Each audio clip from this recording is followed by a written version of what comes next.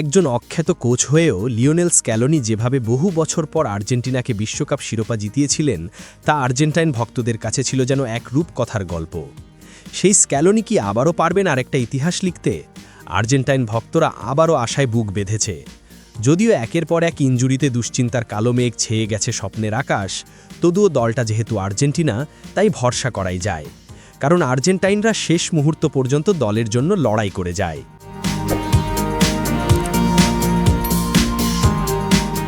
যাই হোক, 2026 ফিফা বিশ্বকাপের আর মাত্র 50 দিন বাকি থাকতে আর্জেন্টিনা শিবিরে বইছে নতুন এক চমকের আভাস।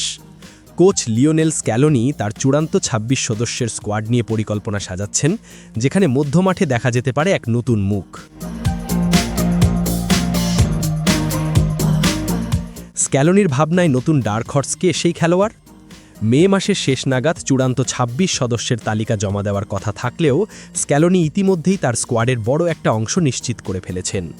সাংবাদিক নারেলা সেনরার তথ্যমতে ইতালিয়ান সিরি এ ক্লাব কোমো 1907-এর রক্ষণাত্মক মিডফিল্ডার ম্যাক্সিমো পেরোনের স্কোয়াডে থাকার জোরালো সম্ভাবনা দেখা দিয়েছে। ধারণা করা হচ্ছে তিনি দলে এনজো ফার্নান্ডিজ এবং লিয়ান্দ্রো পারেদেজের মতো তারকাদের সাথে মধ্যমাঠে জায়গার জন্য লড়াই করবেন। ক্লাব ফুটবলে পেরোনের দুর্দান্ত ফর্ম সেই স্বপ্ন দেখাচ্ছে।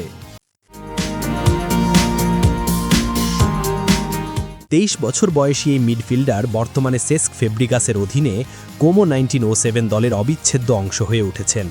তার নৈপুণ্যে দলটি লিগ টেবিলের 5ম স্থানে রয়েছে এবং কোপা ইতালিয়ার সেমিফাইনাল পর্যন্তও পৌঁছেছিল, যেখানে তারা ইন্টার মিলানের কাছে পরাজিত হয়েছিল।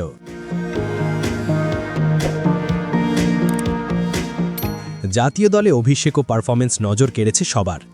ভালো ফর্মের কারণে গত বছরের নভেম্বর এবং চলতি বছরের মার্চের ফিফা উইন্ডোতে স্ক্যালোনি তাকে দলে ডেকেছিলেন। জাতীয় দলে তার অভিষেক হয় গত বছরের 14 নভেম্বর অ্যাঙ্গোলার বিপক্ষে একটি প্রীতি ম্যাচে, যেখানে তিনি অ্যালেক্সিস ম্যাক অ্যালিস্টারের পরিবর্তে মাঠে নেমে 5 মিনিট খেলেন। এছাড়া জাম্বিয়ার বিপক্ষে ম্যাচেও তিনি এনজো ফার্নান্ডেজের বদলে খেলার সুযোগ পান।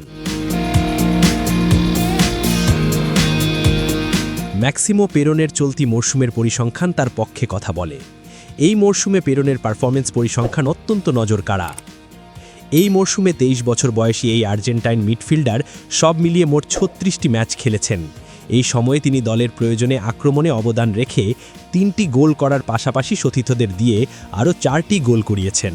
রক্ষণাত্মক মিডফিল্ডার হিসেবে তিনি বেশ আগ্রাসী ভূমিকা পালন করেছেন, যার প্রমাণ মেলে তার দেখা 9টি হলুদ কার্ডে। তবে ইতিবাচক দিক হলো এই দীর্ঘ সময়ে তিনি কোনো লাল কার্ড পাননি। পুরো মরশুমে তিনি সব মিলিয়ে 2667 মিনিট মাঠে লড়াই করেছেন, যা তার শারীরিক সক্ষমতা ও কোচের আস্থার প্রতিফলন ঘটায়।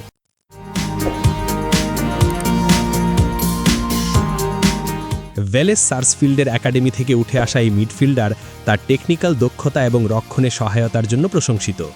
বিশ্বকাপের মতো বড় মঞ্চে এনজো বা পারেদেজের বিকল্প হিসেবে পেরোনের মতো একজন ফর্মে থাকা তরুণ খেলোয়াড় স্ক্যালোনির জন্য কৌশলগতভাবে বড় সম্পদ হতে পারেন। 55 জনের প্রাথমিক তালিকা থেকে শেষ পর্যন্ত তিনি চূড়ান্ত 26 জনে জায়গা পান কিনা সেটি এখন দেখার বিষয়। লাইক এবং সাবস্ক্রাইব করে স্পোর্টস বাংলা আপডেট চ্যানেলের সাথেই থাকুন। দেখা হচ্ছে পরের ভিডিওতে। ধন্যবাদ।